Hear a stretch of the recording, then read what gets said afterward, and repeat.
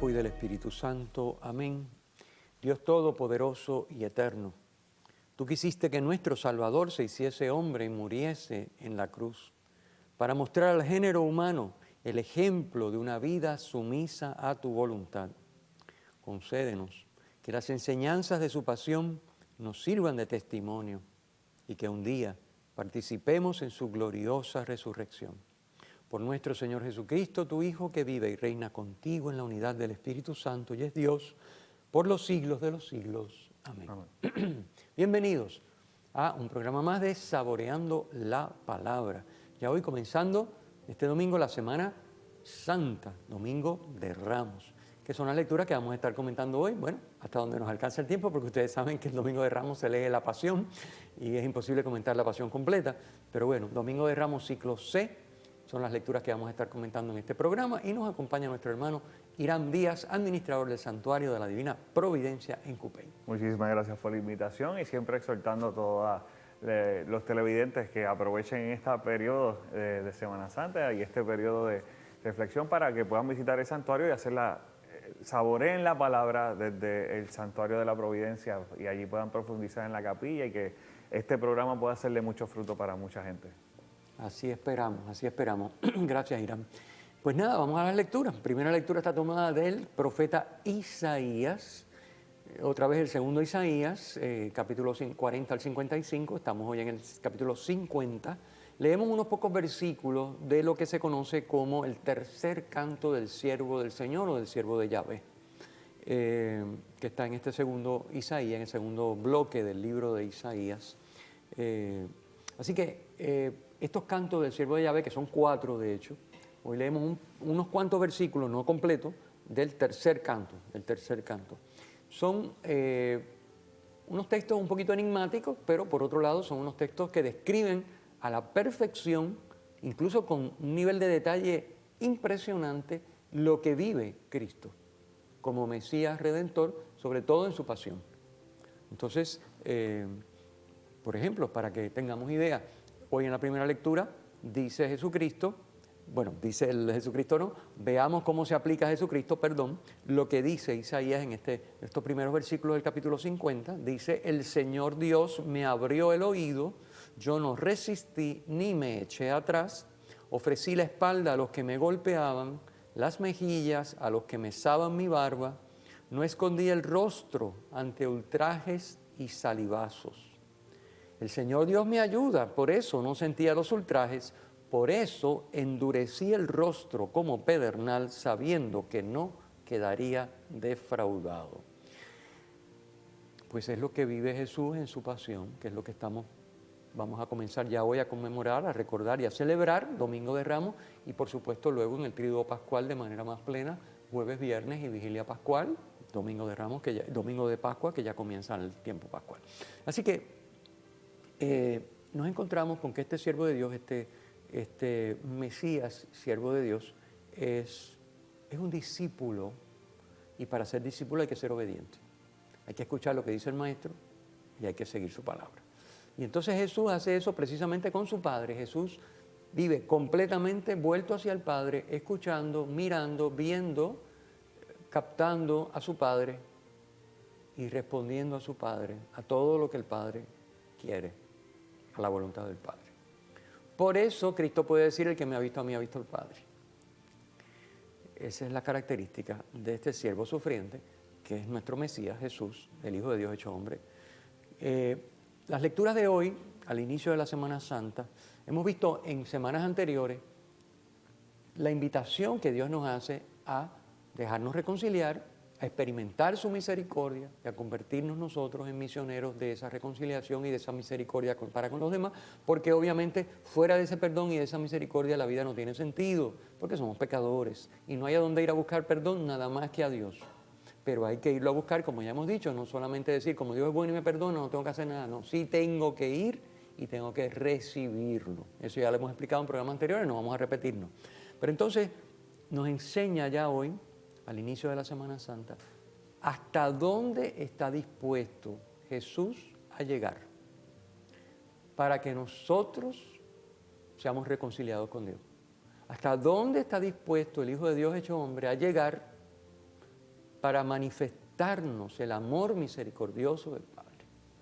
Y sabemos hasta dónde estuvo dispuesto a llegar. Es lo que las lecturas de hoy nos expresan. Desde la primera, que ya me dice que endureció el rostro, que aguantó los salivazos, que fue ultrajado y maltratado, hasta la segunda, que vamos a comentar en breve, que es la de famosa himno de Filipenses 2, que lo vamos a ver enseguida. Así que, y luego la pasión, por supuesto, que desencadena todos los acontecimientos de lo que esta vez, como estamos en el ciclo C, pues es la narración de Lucas.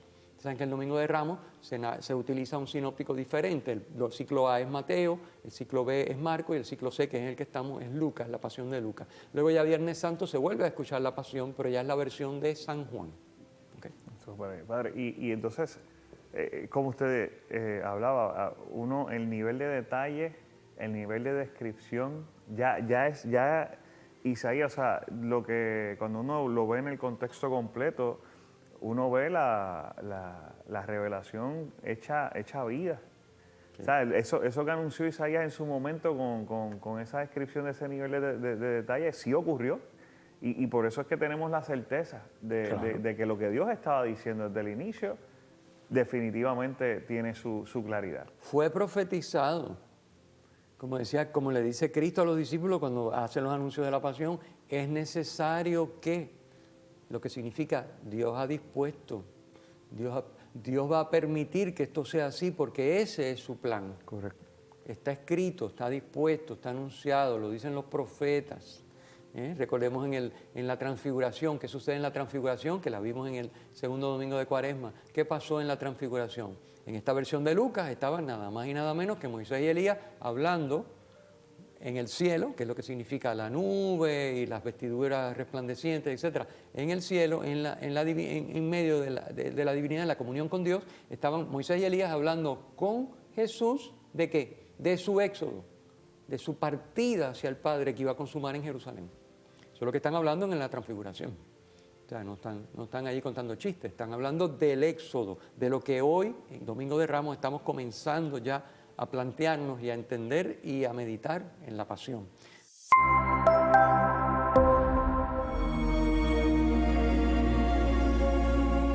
De regreso en Saboreando la Palabra, comentando las lecturas del Domingo de Ramos, ciclo C, con nuestro hermano Irán Díaz. Habíamos anunciado ya que íbamos a hablar de la segunda lectura. La segunda lectura es el himno conocidísimo de la carta de San Pablo a los Filipenses en el capítulo 2, versículos 6 al 11. Es que leemos este domingo como segunda lectura. Básicamente es un himno al anonadamiento. La palabra griega es kenosis. Anonadamiento de Cristo, es decir, Cristo se humilla, entrega. A ver, vamos a hablarlo en términos corresponsables.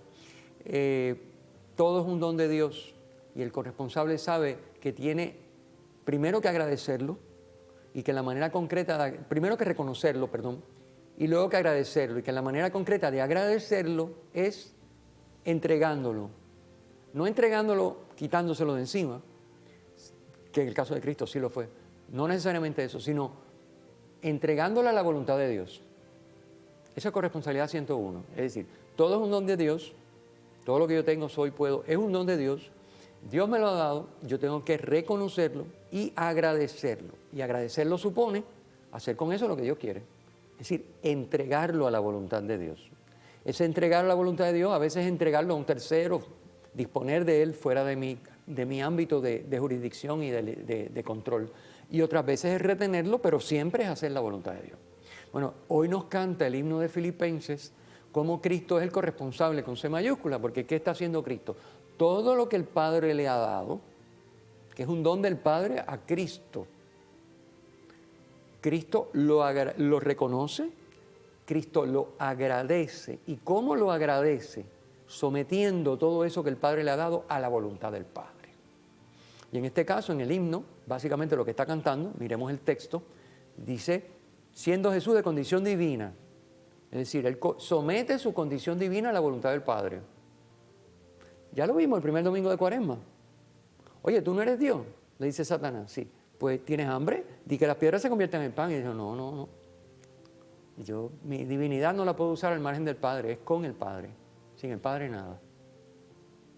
Y por eso el Padre envió a sus ángeles que lo sirvieran, porque tenía hambre. pero por mi cuenta, no, por mi cuenta no. Es el primer domingo de Cuaresma, estamos hoy domingo de Ramos. Fíjense que todo está conectado lo que estamos viendo. Así que Jesús, dice el himno de Filipenses, es de condición divina, pero no retuvo ávidamente ser igual a Dios. No dijo, oye, yo soy Dios, aquí todo el mundo boca abajo, cuidado, que yo soy Dios. No, no, no, no, no. Él dijo, ¿para qué Dios me ha hecho, para que el Padre me ha dado su divinidad? Para que ame porque el Padre es amor.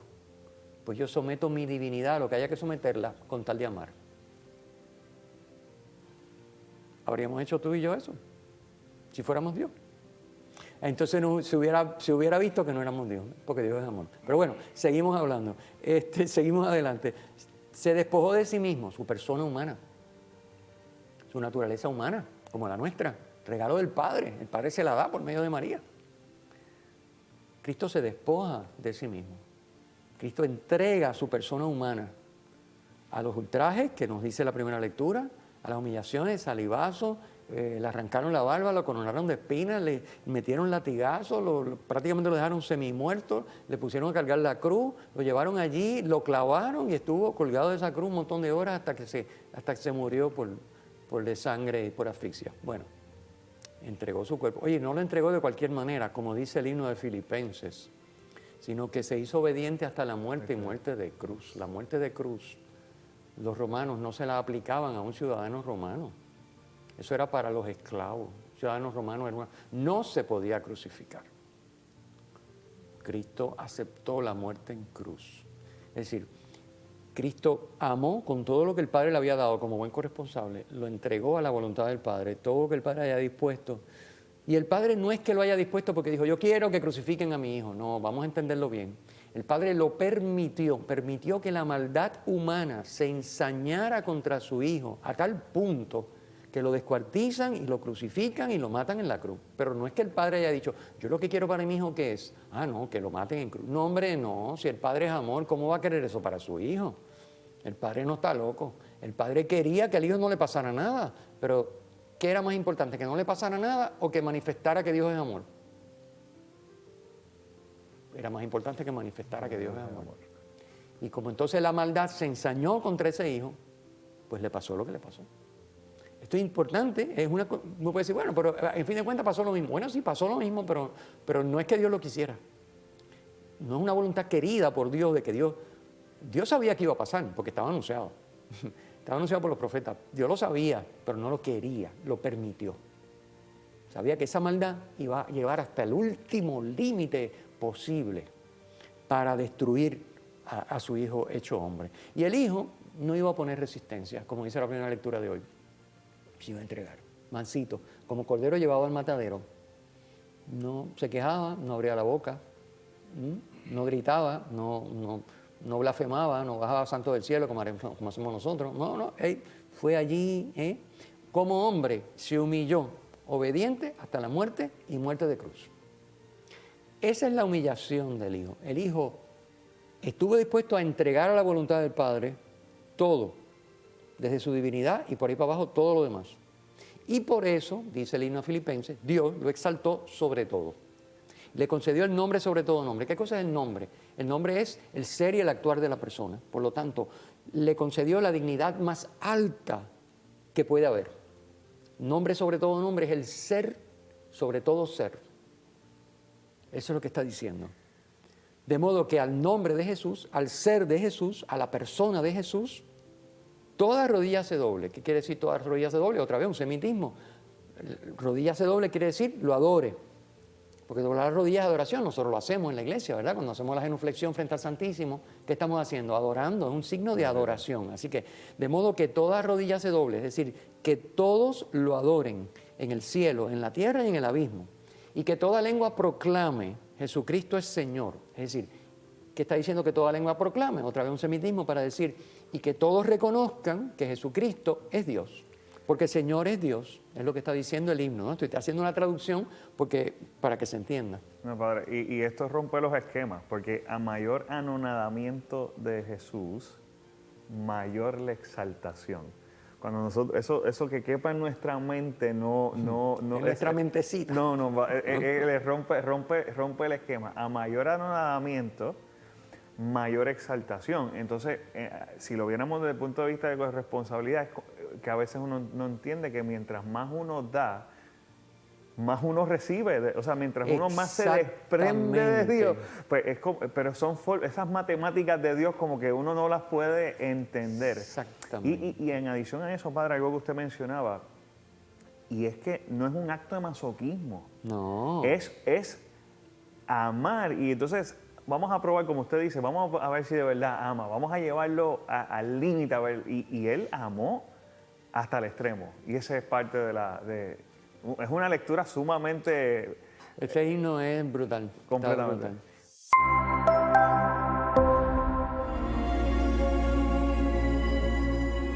De vuelta en Saboreando la Palabra, comentando las lecturas del Domingo de Ramos Ciclo C con nuestro hermano Irán Díaz. Vamos a pasar al Evangelio que, como sabemos y ya hemos anticipado, es el relato de la Pasión según San Lucas, que es un relato larguísimo y obviamente es imposible comentarlo, pero diremos algunas cosas que creo que nos pueden ayudar. Las que no alcancemos a decir o a comentar, pues ya ustedes saben que siempre pueden ir al documento escrito, que lo consiguen el enlace para alcanzar el documento escrito, lo consiguen en la descripción de estos videos y de los podcasts y de todo. Así que después le daremos la dirección del sitio web. La Pasión, según San Lucas, como es característico en San Lucas, uno de las características de él es manifestar la misericordia. O sea, es el Evangelio llamado el Evangelio de la misericordia de Dios, porque siempre está pendiente del tema de la misericordia. Podemos señalar, en el documento escrito les puse una serie de, ¿cuántas son? 13 cosas, pero bueno, diremos algunas, para que ustedes vean cómo Lucas, a diferencia de los otros sinópticos que también, y de Juan incluso, pero bueno, Juan está en otra liga, pero los sinópticos, cómo Lucas hace más énfasis en el tema de la misericordia. Fíjense, por ejemplo, en todos los evangelios, en la narración de la Pasión, Jesús le adelanta a Pedro: oye, Pedro, que antes que el gallo cante, tú me vas a traicionar 3 veces antes que cante 2. Pero solamente en esta versión de San Lucas le añade: Pedro, yo voy a rezar por ti para que tu fe no flaquee. Es un signo de misericordia. En nosotros no dice más nada. Y uno se puede decir: wow, pero esto está tremendo, mira lo que me está diciendo. Pero aquí le dice: como yo sé que tú vas a caer, pero yo voy a estar contigo, pues yo estoy Imagínate tú que Jesucristo te diga: yo estoy rezando por ti para que tu fe no se apague. Diantre, eso es... Entonces, intenso. misericordia, ¿ven? Otro detallito de misericordia. Cuando está en el huerto de Getsemaní, los discípulos se duermen y todo el lío, Jesús es consolado en su agonía por el Padre mediante la presencia de un ángel. Eso solamente aparece en Lucas. Es decir, él recibe la misericordia de su Padre. Él experimenta que su Padre es un amor infinito en medio de este vértigo en el que está metido. Su Padre es misericordia, es amor, es protección. Lucas. El otro tema es el tema de que ya sabemos que cuando van a apresar a Jesús, Pedro saca la espada y le corta la oreja a uno de los sirvientes del sumo sacerdote. Pues solamente en Lucas Jesús extiende la mano y lo cura. En los otros no. Otra vez, misericordia. Jesús restaura lo que el pecado ha dañado, misericordia. Por ejemplo, Pedro no maldice cuando niega que conoce a Jesús. En otro evangelio, obviamente Pedro no era, tú sabes, era un pescador. Es un hombre... No, y en un momento posiblemente de desespero, de acusación. De desespero, ya no encontraba cómo más, y entonces... Tenía que darle... yo me imagino que le puso me imagino a Pedro en acción. Entonces, bueno, en este evangelio San Lucas omite eso y dice: no, Pedro no maldice. También en este evangelio es muy hermoso cómo luego de las 3 negaciones de Pedro, Jesús aparece buscando a Pedro con la mirada y se encuentran las miradas. Y después de eso es que Pedro sale y llora arrepentido, ¿no? Es decir, no es solamente que Pedro se dé cuenta: oye, me lo dijo, y mira, yo soy un desastre, mira que más que me lo dije, como quiera lo hice, sino que es que cuando él está mirando, se cruza su mirada con la de Jesús, porque Jesús lo está buscando con la mirada. O sea, Jesús te dice: yo voy a rezar por ti, Jesús te está buscando con la mirada, como diciendo, yo lo sé, yo lo sabía, yo te lo Tranquilo, dije, exacto.